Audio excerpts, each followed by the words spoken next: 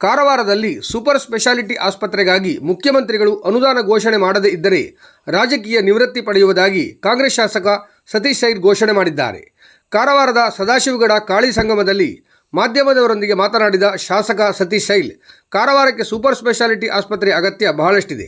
ಕಳೆದ 3 ವರ್ಷಗಳಿಂದ ಈ ಕುರಿತು ಮುಖ್ಯಮಂತ್ರಿಗಳಿಗೆ ಮನವಿ ಮಾಡುತ್ತಾ ಬಂದಿದ್ದರೂ ಇದುವರೆಗೂ ಯಾವುದೇ ಅನುದಾನ ಬಿಡುಗಡೆಯಾಗಿಲ್ಲ ಅಥವಾ ಘೋಷಣೆ ಕೂಡ ಆಗಿಲ್ಲ ಎಂದು ಅಸಮಾಧಾನ ವ್ಯಕ್ತಪಡಿಸಿದರು. ಚಿಕಿತ್ಸೆಗಾಗಿ ನಮ್ಮ ಕ್ಷೇತ್ರದ ಜನ ಗೋವಾಕ್ಕೆ ಹೋಗಬೇಕು. ನಾನೇ ನನ್ನ ವೈಯಕ್ತಿಕ ಚಿಕಿತ್ಸೆಗಾಗಿ ದೆಹಲಿಗೆ ಹೋಗುವ ಪರಿಸ್ಥಿತಿ ಇದೆ. ಹೀಗಾಗಿ ಕಾರವಾರದಲ್ಲಿ ಸೂಪರ್ ಸ್ಪೆಷಾಲಿಟಿ ಆಸ್ಪತ್ರೆ ಅತ್ಯಂತ ಅವಶ್ಯವಾಗಿದೆ.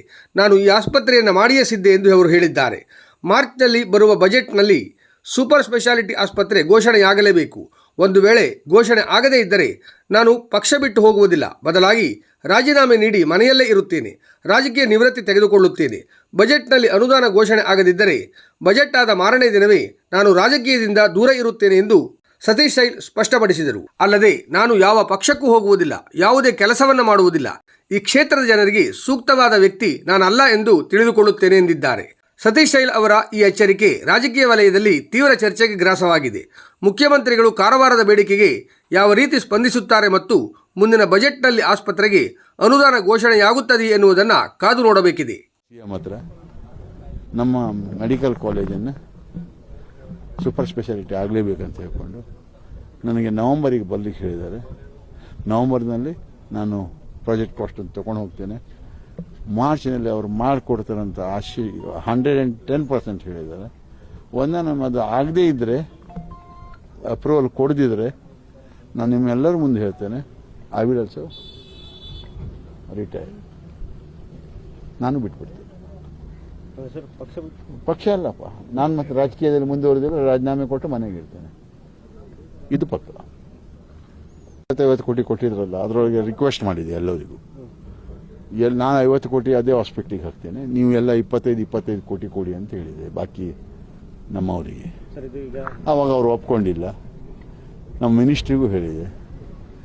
ಆಮೇಲೆ ಸಿದ್ದರಾಮಯ್ಯವ್ರನ್ನ ಹೇಳಿದ್ರು, ಅದು ಬೇಡ ಮಾರ್ರೆ, ನೀ ಲಾಸ್ಟ್ ಟೈಮ್ ಅದನ್ನು ಕೊಟ್ಟು ದೇವಸ್ಥಾನಕ್ಕೆ ಹಾಕಿದ್ವಿ, ಇದನ್ನು ಬೇರೆ ಕೆಲಸ ಮಾಡ್ಕೊ, ನಾನು ನಿಮಗೆ ಬ್ರಿಡ್ಜ್ ಇದನ್ನು ಸೂಪರ್ ಸ್ಪೆಷಾಲಿಟಿ ಹಾಸ್ಪಿಟಲ್ ಮಾಡಿ ಕಾಣಿಸ್ತೇನೆ, ಮಾಡಿಕೊಡ್ತೇನೆ ಅಂತ ಹೇಳ್ತೀನಿ. ಕೆಲಸ ಆಗಬೇಕಾಗಿದೆ. ಅದು ಆಗದಿದ್ರೆ ಬಜೆಟ್ನಲ್ಲಿ ಅದನ್ನ ಅದು ಬರದೇ ಇದ್ರೆ ನೀವು ತಿಳ್ಕೊಂಡು ಬಜೆಟ್ ಆದ ಮಾನ್ಯ ದಿವಸ ಸತೀಶನ್ ಬಜೆಟ್ ಮನೆಯಲ್ಲೇ, ಮತ್ತೆ ಎಲ್ಲೂ ಹೋಗುವುದಿಲ್ಲ. ಸತೀಶ್ ಯಾವುದೇ ಪಕ್ಷದಲ್ಲೂ ಹೋಗುವುದಿಲ್ಲ, ಯಾವುದೇ ಕೆಲಸಗಳನ್ನು ಮಾಡುವುದಿಲ್ಲ. ನಾನಂದ್ರೆ ಏನು ತಿಳ್ಕೊತೇನೆ ಅಂತ ಹೇಳಿದ್ರೆ, I am not fit for the people ಅಂತ ಹೇಳ್ಕೊಂತೀವಿ. ಎಚ್ಚರಿಕೆ ಇಲ್ಲಪ್ಪ, ರಿಕ್ವೆಸ್ಟ್. ಎಚ್ಚರಿಕೆ ನಮ್ಮ ಸರ್ಕಾರ ನನಗೆ ವಿಶ್ವಾಸ ಇದೆ.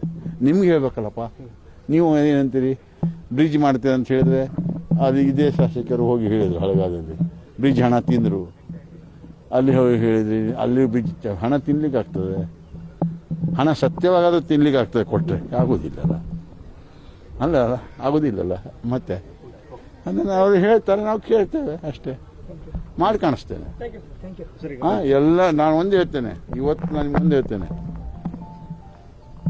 ಸರ್ಕಾರದ ಮೇಲೆ ವಿಶ್ವಾಸ ಇದೆ ನನಗೆ. ಸರ್ಕಾರ ಕೊಟ್ಟುವಂಥ 5 ಸ್ಕೀಮ್ಗಳು ಎಲ್ಲೂ ತಪ್ಪುವುದಿಲ್ಲ, ಅದು ಕಂಟಿನ್ಯೂ ಇರ್ತದೆ.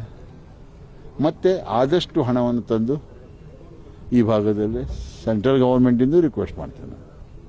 ನಮ್ಗೆ ಅದರಲ್ಲಿ ಬೇರೆ ಪ್ರಶ್ನೆಯೇ ಇಲ್ಲ.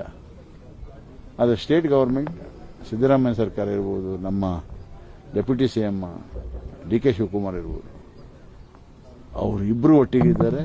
ಅವರಿಬ್ಬರು ಪ್ರತಿ ಭಾಗದಲ್ಲಿ ನಮ್ಮ ಕೆಲಸ ಹಾಕ್ಲಿಕ್ಕೆ ಹೆಲ್ಪ್ ಮಾಡ್ತಾರೆ. ನನಗಂತೂ ಹೆಲ್ಪ್ ಮಾಡೇ ಮಾಡ್ತಾರೆ ಅಂತ ಆಶೀರ್ವಾದ.